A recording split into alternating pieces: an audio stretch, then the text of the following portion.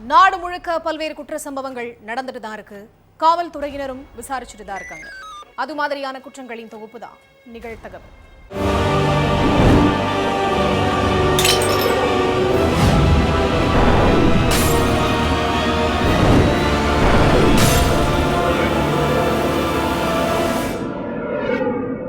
நிகழ்தகவு.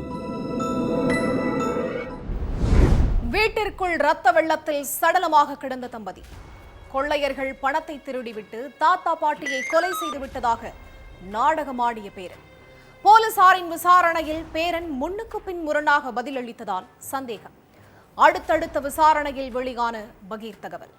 தாத்தா பாட்டியை பயங்கர ஆயுதங்களால் தாக்கி பேரனை கொலை செய்தது ஏன்? நடந்தது என்ன?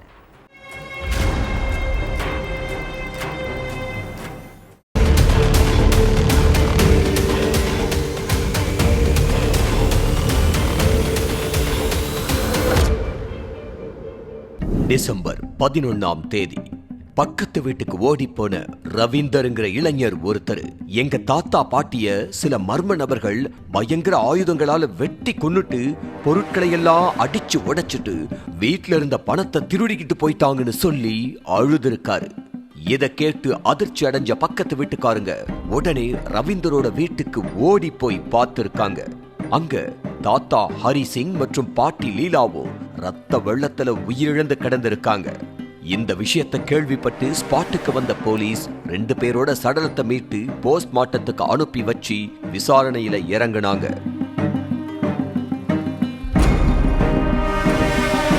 முதல்ல பேரன் ரவீந்தர் கிட்ட இருந்து விசாரணையை ஸ்டார்ட் பண்ணி இருக்காங்க போலீஸ். எத்தனை திருடர்கள் உங்க வீட்டுக்குள்ள நுழைஞ்சாங்க? உங்க தாத்தா பாட்டிய கொலை செய்யும் போது நீங்க ஏன் அவங்கள தடுக்கலன்னு கேட்டிருக்காங்க. அதுக்கு நான் வேற ஒரு அறையில இருந்தேன், சத்தம் கேட்டு வர்றதுக்குள்ள அந்த மர்ம நபர்கள் தப்பிச்சு போயிட்டாங்கன்னு சொல்லி இருக்காரு ரவீந்தர். ஆனா போலீஸுக்கு ரவீந்தரோட பதில்ல சந்தேகம் ஏற்பட்டிருக்கு. இதனால போலீஸ் ரவீந்தர் கிட்ட கிடுக்குப்பிடி விசாரணையில இறங்குனாங்க. அதுலதான் பல உண்மைகள் வெளியில வந்துச்சு. ஹரியானாவில் உள்ள அசந்த் பகுதியைச் சேர்ந்த ஹரி சிங் லீலா தம்பதிக்கு பன்சின்னு ஒரு மகன் இருக்காரு. பன்சி ஒரு பிரைவேட் ஜாப்ல இருக்காரு. பன்சியோட குடும்பம் ரொம்ப கஷ்டத்துல இருந்திருக்கு. குடும்ப தேவைக்காக பன்சி வங்கியிலையும் தன்னோட ஃப்ரெண்ட்ஸ் சொந்தக்காரங்கன்னு எல்லார்கிட்டையும் இருந்து கிட்டத்தட்ட 15 லட்சம் ரூபாய் வரைக்கும் கடன் வாங்கி இருக்காரு. ஆனா அவரு அதுக்கான வட்டியை கட்டவே இல்லை. இதனால வங்கி ஊழியர்கள் பன்சியோட வீட்டுக்கு போய் வட்டி தொகையை கேட்டு இருக்காங்க. அப்ப பன்சி எங்க கிட்ட இப்போதைக்கு பணம் இல்லைன்னு சொல்லி இருக்காரு. இதனால வங்கி ஊழியர்கள் பன்சி கிட்ட சண்டை போட்டுட்டு அடுத்த மாசம் வட்டி தொகையை கட்டலனா உங்க மேல நடவடிக்கை எடுக்க வேண்டி இருக்கும் அப்படின்னு மிரட்டிட்டு அங்கிருந்து கிளம்பிட்டாங்க. அதே மாதிரி கடன்காரங்களும் டெய்லி பன்சியோட வீட்டுக்கு போயிட்டு பிரச்சனை பண்ண ஆரம்பிச்சிருக்காங்க. இதனால பன்சி என்ன செய்யறதுன்னு தெரியாம முழிச்சுக்கிட்டு இருந்திருக்காரு. இதுக்கிடையில தன்னோட தந்தை ஹரி சிங் வீட்டுக்கு போன பன்சி நடந்த எல்லாத்தையும் சொல்லி புலம்பி இருக்காரு. இதனால ஹரி சிங், உன்னோட கடன் எல்லாத்தையும் நான் அடைச்சிடறேன், ஆனா அடுத்த 6 மாசத்துக்குள்ள இந்த பணத்தை நீ எனக்கு திருப்பி கொடுத்துடணும்னு சொல்லி இருக்காரு. அதுக்கு பன்சி ஓகே சொல்ல ஹரி சிங் தன்னோட மகன் வாங்கின 15 லட்சம் ரூபாய் கடனை அடைச்சிருக்காரு. கடன் பிரச்சனையெல்லாம் தீர்ந்ததுக்கு அப்புறம் தன்னோட தந்தைய மதிக்காம இருந்த பன்சி அவரோட பணத்தையும் திருப்பி கொடுக்காம அலட்சியமா இருந்திருக்காரு. இதனால ஆத்திரமடைந்த ஹரி சிங் பன்சி கிட்டையும் பேரன் ரவீந்தர் கிட்டையும் பணத்தை திருப்பி தர சொல்லி சண்டை போட்டிருக்காரு. இதனால குடும்பத்துக்குள்ள பிரச்சனை வெடிக்க ஆரம்பிச்சிருக்கு. பன்சிக்கும் அவரோட தந்தை ஹரி சிங்கிற்கும் இடையில விரிசல் ஏற்பட்டிருக்கு. ஹரி சிங் தொடர்ந்து பணத்தை கேட்டு ரவீந்தர் கிட்டையும் பிரச்சனை பண்ணி இருக்காரு. இதனால கொலவெறியான ரவீந்தர் தாத்தாவோட கதையை முடிச்சுட்டா இந்த 15 லட்சம் ரூபாய் பணத்தை திருப்பி தர வேண்டாம், அதுக்கப்புறம் பணம் தொடர்பான பிரச்சனை இல்லாம நாம நிம்மதியா இருக்கலாம்னு முடிவு பண்ணி தாத்தாவையும் பாட்டியையும் கொலை பண்ண திட்டம் போட்டிருக்காரு. இந்த கொலை திட்டத்துல நண்பர்கள் 2 பேரையும் உடன் சேர்த்துக்கிட்டாரு ரவீந்தர். சம்பவத்தன்னைக்கு தாத்தா பாட்டி மட்டும் வீட்டுல தனியா இருந்திருக்காங்க. அப்ப தன்னோட நண்பர்களுக்கு போன் பண்ண ரவீந்தர் வீட்டுக்குள்ள நுழைஞ்சி பயங்கர ஆயுதங்களால தாத்தா பாட்டிய சரமாரியா தாக்கி இருக்கான். இதுல ஹரிசிங்கும் லீலாவும் சம்பவ இடத்திலேயே துடிதுடிக்க உயிரிழந்துட்டாங்க. அதுக்கப்புறம் வீட்டுல இருந்த பணத்தை திருடின ரவீந்தர் வீட்டு பொருட்களை எல்லாம் அடிச்சு நொறுக்கிட்டு திருடர்கள் பணத்துக்காக 2 பேரையும் கொலை பண்ணிட்டதா சொல்லி நாடகமாடி இருக்காரு. ஆனா ரவீந்தர் சொன்ன முன்னுக்கு பின் முரணான பதில வச்சு அவருதான் கொலையாளின்னு கன்ஃபார்ம் பண்ண போலீஸ் கொலை சம்பவத்துல ஈடுபட்ட ரவீந்தர் உள்ளிட்ட 3 நபர்களை அரெஸ்ட் பண்ணி சிறையில அடைச்சிட்டாங்க. கையில் ரத்தம் கொட்டியபடி காவல் நிலையத்திற்கு சென்ற இளைஞர் கூறியதை கேட்டு அதிர்ச்சியடைந்த காவலர்கள் பெற்ற மகனை தந்தையை வெட்டி கொன்ற பயங்கரம். 15 ஆண்டுகளாக ரத்தத்தில் ஊறிய வெறி கொலையாக மாறியது எப்படி? மகனின் ரத்த வெறிக்கு என்ன காரணம்?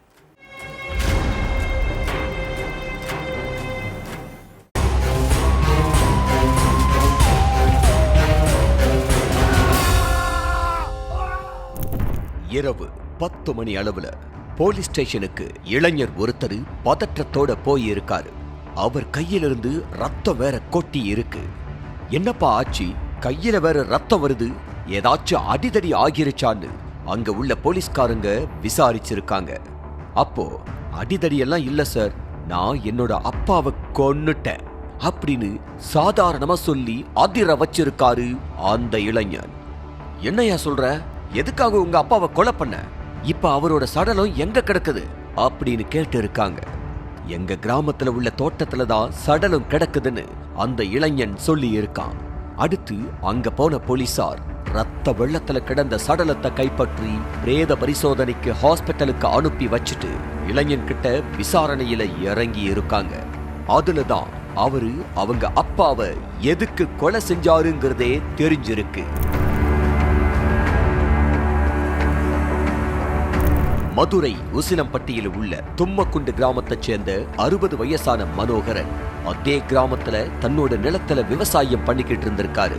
இவரோட மனைவி பஞ்சவர்ணம். இவங்களுக்கு ஒரு மகளும் சக்கரவர்த்திங்கிற மகனும் இருக்காங்க.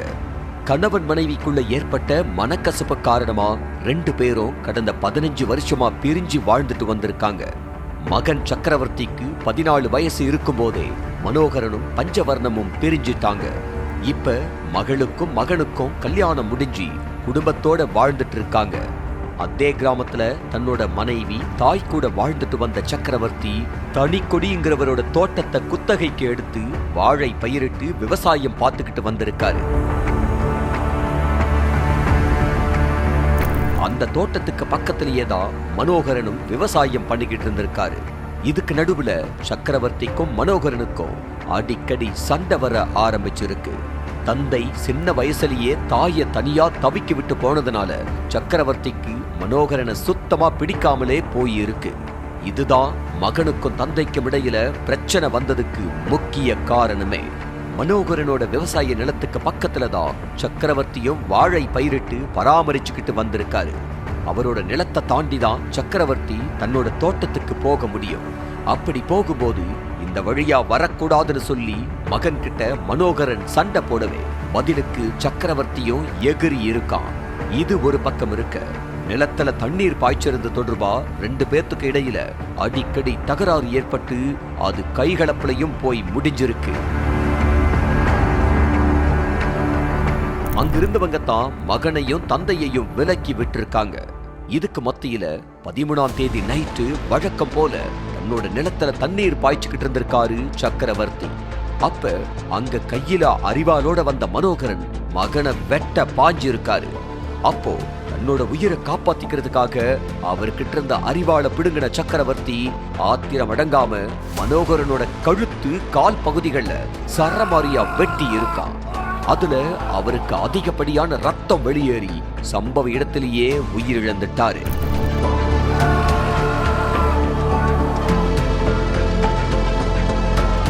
அடுத்து கோவத்துல கொலை பண்ணிட்டோமேன்னு பயந்து போன சக்கரவர்த்தி சிந்துப்பட்டி போலீஸ் ஸ்டேஷன்ல போய் சரணடைஞ்சி நடந்த எல்லாத்தையும் சொல்லி இருக்கான்.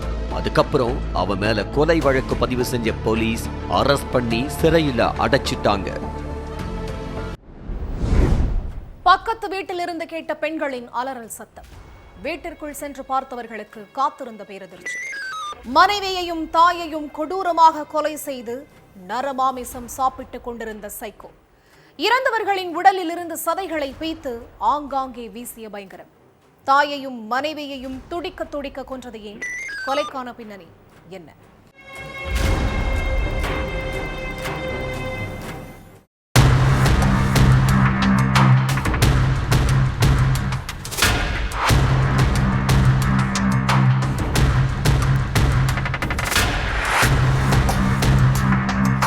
காலை நேரம். பக்கத்து வீட்டுல உள்ள 2 பெண்கள் அலறி துடிக்கிற சப்தம் பயங்கரமா கேட்டிருக்கு. அதை கேட்டதும் அக்கம் பக்கத்துல இருந்தவங்க என்ன ஏதுன்னு ஓடி போய் பார்த்திருக்காங்க. அப்படி அங்க போனவங்களுக்கு அந்த வீட்டுல நடந்த கொடூர சம்பவத்தை பார்த்ததும் ஈரக்குலையே நடுநடுங்கி போயிருக்கு. இளைஞர் ஒருத்தர் தன்னோட மனைவி, தாய் 2 பேரையும் கொலை செஞ்சு சடலங்களோட தலையை சிதைச்சி அதிலிருந்து நரமாமிசத்தை எடுத்து சாப்பிட்டுட்டு இருந்திருக்கா. ஆத்திரமடங்காத சைக்கோவா மாறின அந்த இளைஞன் இறந்தவங்களோட உடல்ல உள்ள சதைகளை பீத்து அங்கிருந்தவங்க மேல தூக்கி வீசி இருக்கா. அங்கிருந்து தலை தெறிக்க ஓடி வந்தவங்க போலீஸுக்கு போன் பண்ணி தகவலை கொடுத்திருக்காங்க. அடுத்து கொஞ்ச நேரத்திலேயே சம்பவ இடத்துக்கு வந்து பார்த்த காவலர்களும் நடு வீட்டுல சடலங்கள் கிடந்த கோலத்தை பார்த்து ஆடி போயிருக்காங்க. அதுக்கப்புறம் 2 சடலங்களையும் மீட்டு பிரேத பரிசோதனைக்கு அனுப்பி வச்ச போலீஸ் வீட்டுக்குள்ள காட்டேரி மாதிரி உட்கார்ந்துகிட்டு இருந்த இளைஞரை ஸ்டேஷனுக்கு கூட்டிட்டு போய் விசாரிக்க வேண்டிய விதத்துல விசாரிச்சிருக்காங்க. அதுலதான் தாலி கட்டிய மனைவியையும் பெத்த தாயையும் சிக்கந்தர் எதுக்காக கொலை செஞ்சாங்கிறதுக்கான காரணம் தெரிய வந்திருக்கு. உத்தரப்பிரதேச மாநிலம் குஷின் நகர்ல பர்சா அப்படிங்கிற கிராமம் இருக்கு. இங்க உள்ள ஒரு வீட்டுல தான் ரூனா தேவிங்கிற மூதாட்டி தன்னோட மகன் மருமகளோட வாழ்ந்துட்டு வந்திருக்காங்க. மகன் பேரு சிக்கந்தர், மருமகள் பேரு பிரியங்கா. மும்பையில தங்கி வேலை பார்த்துக்கிட்டு இருந்த சிக்கந்தர் 3 மாசத்துக்கு ஒரு முறை தான் சொந்த ஊருக்கு வந்துட்டு போயிட்டு இருந்திருக்கான். ஆனா கடந்த சில வாரங்களுக்கு முன்னாடி ஊருக்கு வந்தவன் மறுபடியும் மும்பைக்கு போகாம இங்கேயே டேரா போட்டு இருக்கான். மதுவுக்கும் கஞ்சாவுக்கும் அடிமையான சிக்கந்தர் தினமும் நைட்டு மது குடிச்சிட்டு தலைக்கேறின மது போதையில மனைவியையும் தாயையும் போட்டு அடிச்சு சித்திரவதை பண்ணிக்கிட்டு இருந்திருக்கான். சிக்கந்தரோட குடிப்பழக்கத்தினாலேயே அவங்க வீட்டுல சந்தோஷங்கிற ஒண்ணு இல்லாமலே போயிருச்சு. சிக்கந்தர் என்னதான் போதையில அடாவடித்தனம் பண்ணிக்கிட்டு இருந்தாலும் பிரியங்கா தன்னோட கணவரோட கொடுமைகளை சகிச்சுக்கிட்டு வாழ்க்கையை நடத்திக்கிட்டு இருந்திருக்காங்க. ஆனா நாளாக நாளாக அவனோட அடாவடித்தனம் எல்லை மீறி போயிருக்கு. சம்பவத்தன்னைக்கு விடிஞ்சு விடியாமலும் மது போதையில வீட்டுக்கு வந்து மனைவி பிரியங்கா கிட்ட தகராறு பண்ணி இருக்கான். தினமும் இப்படி குடிச்சிட்டு வந்தா நம்ம வாழ்க்கை என்ன ஆகும்னு கேட்ட பிரியங்கா சிக்கந்தர் கிட்ட கத்தி இருக்காங்க. அப்போ என்கிட்டயே குரலை ஒசத்தி பேசுறியான்னு கேட்டு மனைவிய சரமாரியா அடிச்சிருக்கான்.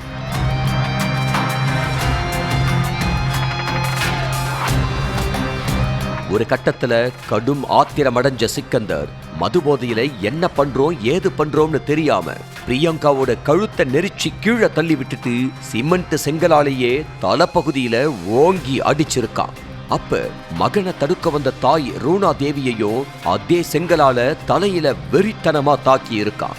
அதுல நிலக்குலைஞ்ச மனைவி பிரியங்காவும் தாய் ரூனா தேவியும் சம்பவ இடத்திலேயே துடிதுடிச்சு உயிரிழந்துட்டாங்க. இதெல்லாம் நடந்தது காலையில் 6 மணிக்கு.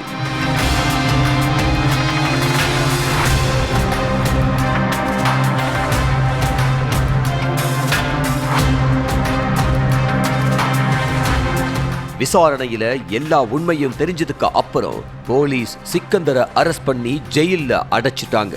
சிக்கந்தர் நார்மல் மனநிலையில இல்லன்னோ அடிக்கடி மனநிலை பாதிக்கப்பட்டவர் மாதிரி ரொம்ப ஆக்ரோஷமா பிஹேவ் பண்றாருன்னோ அவருக்கு போதுமான ட்ரீட்மெண்ட் கொடுத்ததுக்கு அப்புறம் அவர்கிட்ட முழு விசாரணை நடத்த முடியும்னோ போலீஸ் அதிகாரிகள் தெரிவிச்சிருக்காங்க. உண்மையிலேயே மதுவாலத்தான் இந்த இரட்டை கொலை நடந்திருக்கா இல்ல அதை தாண்டியும் வேற ஏதாவது பிரச்சனை இருக்கா அப்படிங்கிற கோணத்திலையும் போலீசார் தொடர்ந்து விசாரணை நடத்திக்கிட்டு இருக்காங்க. கத்தி குத்து காயங்களுடன் ரத்த வெள்ளத்தில் சடலமாக கிடந்த பிரபல ரவுடி. கடைசியாக வந்த போன் காலை வைத்து கொலையாளிகளை தட்டி தூக்கிய போலீஸ். முன்பகை காரணமாக பிரபல ரவுடி கொலை செய்யப்பட்டது விசாரணையில் அம்பலம். பிரபல ரவுடியை கொலை செய்த கும்பல் யார்? பின்னணி என்ன?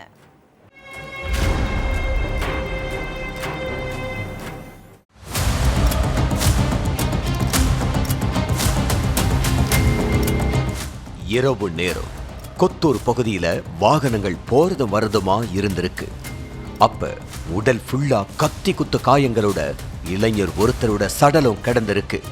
இந்த விஷயத்தை கேள்விப்பட்டு ஸ்பாட்டுக்கு வந்த போலீஸ் உயிரிழந்த இளைஞர் யாருன்னு சுற்றுவட்டார கிராம மக்கள் கிட்ட விசாரிச்சிருக்காங்க. அதுலதான் உயிரிழந்து கிடந்தது பிரபல ரவுடி ஆகாஷ்னு தெரிய வந்துச்சு. பிரபல ரவுடிங்கிறதுனால இவர் மேல பல கேஸ் இருக்கிறத தெரிஞ்சுக்கிட்ட போலீஸ் முன்பகை காரணமா இந்த கொலை நடந்திருக்கலாங்கிற கோணத்துல விசாரணை பண்ணி இருக்காங்க. இவரோட எதிரிகள் எல்லாரையும் தனித்தனியா கூப்பிட்டு விசாரிச்சிருக்காங்க போலீஸ். ஆனா அதுல எந்த ஒரு துப்பும் கிடைக்கல. அதுக்கப்புறம் அவரோட செல்போனை எடுத்து ஆய்வு பண்ணி இருக்காங்க. அவருக்கு யார் யார்கிட்ட இருந்து அடிக்கடி போன் வந்திருக்கு, யார் லாஸ்டா கால் பண்ணியிருக்காங்கன்னு மொத்த விவரங்களையும் எடுத்து பார்த்திருக்காங்க போலீஸ். அதுல முகமது இர்ஃபான்ங்கிற இளைஞரோட பேரு காட்டி இருக்கு. அதை வச்சு முதல்ல இர்ஃபானை கஸ்டடியில் எடுத்து விசாரிச்ச போலீஸ் எல்லா உண்மைகளையும் வெளியில கொண்டு வந்திருக்காங்க. தெலங்கானா மாநிலம் ஹைதராபாத் ராஜேந்திர நகர் பகுதியைச் சேர்ந்தவர் ஆகாஷ். ஆட்டோ ஓட்டுநரான இவர் அந்த பகுதியில பிரபல ரவுடியாவும் வலம் வந்திருக்காரு. இவர் மேல பல போலீஸ் ஸ்டேஷன்கள்ல அடிதடி கேஸ் இருக்குன்னு சொல்லப்படுது. ஆகாஷ், முகமது ஒவைஸ், முகமது இர்ஃபான் எல்லாரும் க்ளோஸ் ஃப்ரெண்ட்ஸ்.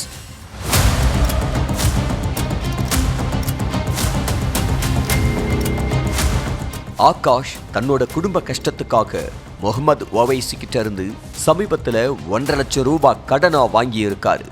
ஆனா ஆகாஷ் அந்த காசை திருப்பி கொடுக்கவே இல்லை. ஒவைஸ் தன்னோட பணத்தை கேட்டு பல முறை ஆகாஷோட வீட்டுக்கு போயிருக்காரு. இப்போதைக்கு என்கிட்ட சுத்தமா பணம் இல்லை, பணம் வரும்போது நானே கூப்பிட்டு தர்றேன் அப்படின்னு திமிரா சொல்லி இருக்காரு ஆகாஷ். அந்த நேரத்துல அமைதியா அங்கிருந்து வீட்டுக்கு வந்த ஒவைஸ் அதுக்கப்புறம் டெய்லி தன்னோட பணத்தை கேட்டு ஆகாஷை போன் பண்ணி டார்ச்சர் பண்ணிட்டே இருந்திருக்காரு. இதனால கடுப்பான ஆகாஷ், உன்னோட பணத்தை திருப்பி தர முடியாது, எல்லா காசும் செலவாயிருச்சு அப்படின்னு திமிரா பதில் அளிச்சிருக்காரு. இதுக்கப்புறம் பணத்தை கேட்டு டார்ச்சர் பண்ணா உன்னை உயிரோடையே விடமாட்டேன்னு மிரட்டி இருக்காரு ஆகாஷ். இதனால 2 பேருக்கிடையில பிரச்சனை ஏற்பட்டு இருக்கு.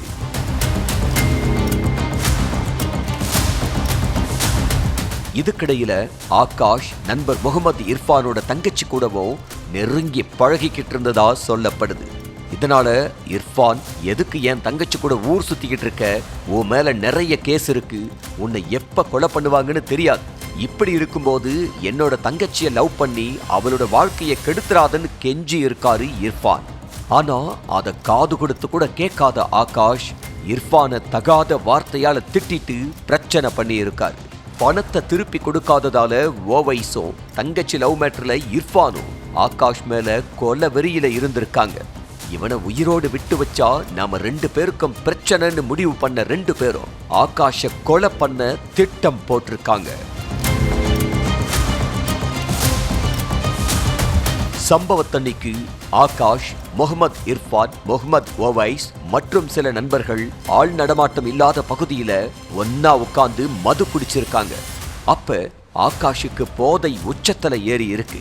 அந்த நேரத்துல கையில இருந்த பீர் பாட்டில உடைச்ச ஓவைஸும் இர்ஃபானும் ஆகாஷோட உடலை சரமாரியா குத்தி கிழிச்சிருக்காங்க.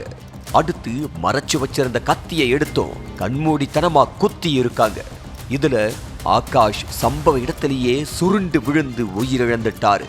விசாரணையோட முடிவுல எல்லா உண்மையையும் தெரிஞ்சுக்கிட்ட போலீஸ் முகமது ஒவைஸ், முகமது இர்ஃபான் உள்ளிட்ட நபர்களை அரெஸ்ட் பண்ணிட்டாங்க. சாலையில் உடல் முழுவதும் கத்தி குத்து காயங்களுடன் சடலமாக கிடந்த பெண்.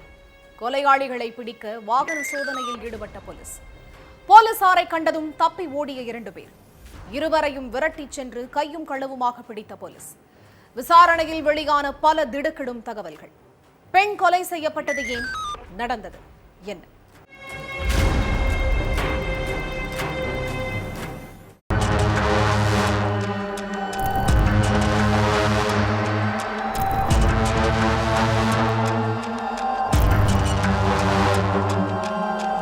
ஜனவரி 9ஆம் தேதி கஸ்பா நகர் பகுதியிலிருந்து போலீஸுக்கு போன் வந்திருக்கு. அப்ப எதிர்முனையில பேசின ஒருத்தர், சார், ரோட்டோரத்துல பிரமிளாங்கிற பெண் கத்தி குத்து காயங்களோட சடலமா கிடக்குறாங்கன்னு சொல்லி இருக்காரு. இத கேட்டு உடனே ஸ்பாட்டுக்கு வந்த போலீஸ் சடலத்தை மீட்டு போஸ்ட்மார்ட்டத்துக்கு அனுப்பி வச்சாங்க.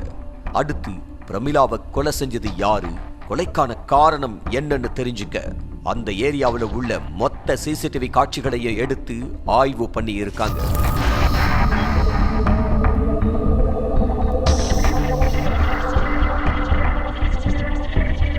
அதே மாதிரி கஸ்பா நகர் பகுதியில சந்தேகத்திற்கிடமா சுத்திக்கிட்டு இருந்த நபர்களை பிடிச்சோம் விசாரிச்சுக்கிட்டு இருந்தாங்க போலீஸ். அப்ப பைக்ல அந்த வழியா வந்த ஸ்ரவன், ராஜேஷ்னு 2 பேரும் போலீஸ பார்த்ததும் தப்பிச்சு போயிருக்காங்க. இதனால அவங்க 2 பேரையும் விரட்டி பிடிச்ச போலீசார் அவங்கள கஸ்டடியில எடுத்து விசாரிச்சிருக்காங்க.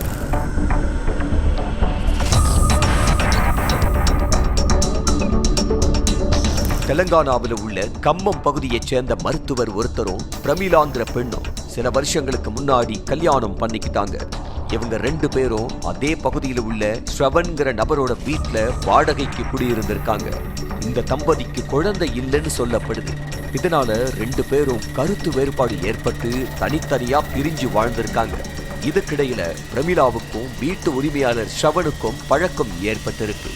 ஆரம்பத்துல நார்மலா பேசி பழக ஆரம்பிச்சவங்க அடுத்து செல்போன் எண்ணை பரிமாறிக்கிட்டு மணிக்கணக்கா பேச ஆரம்பிச்சிருக்காங்க.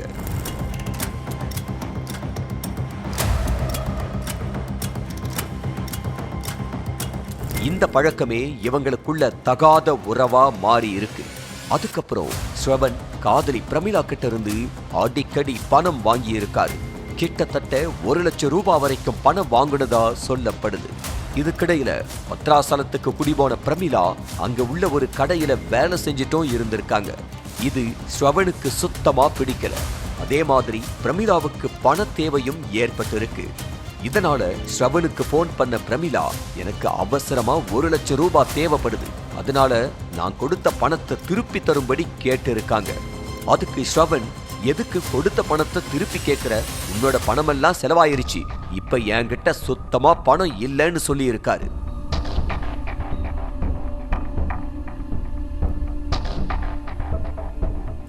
இதனால கடும் கோபமான பிரமிளா ஸ்ரவனை தகாத வார்த்தையால திட்டி இருக்காங்க.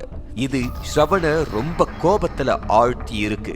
இதுக்கிடையில ஸ்ரவன் கிட்ட கொஞ்சம் கொஞ்சமா பேச்ச குறைச்ச பிரமிளா தன்னோட கணவன் கூடவே மறுபடியும் ஒன்னா சேர்ந்து வாழ ஆரம்பிச்சிருக்காங்க. இதனால கடும் கோபமான ஸ்ரவன் பிரமிளாவை கொலை பண்ண திட்டம் போட்டு இருக்கான். அதுக்காக தன்னோட மைத்துனர் ராஜேஷ் கூட சேர்ந்து பிரமிளாவை கொலை பண்ண பக்காவா ஸ்கெட்ச் போட்டு இருக்கான் ஸ்ரவன்.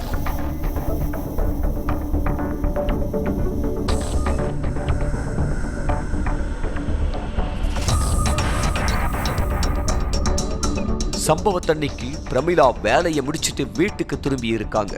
அப்ப பாதி வழியில அவங்கள வழிமறிச்ச 2 பேரும் மறைச்சு வச்சிருந்த கத்தியால பிரமிளாவை சரமாரியா குத்தி கொன்னுட்டு அங்கிருந்து தப்பிச்சு போயிட்டாங்க.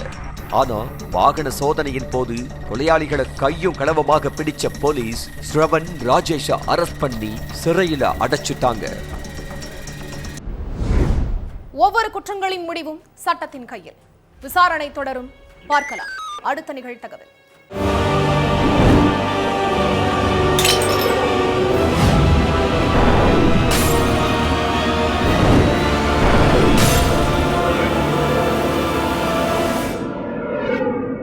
நிகழ்தகவு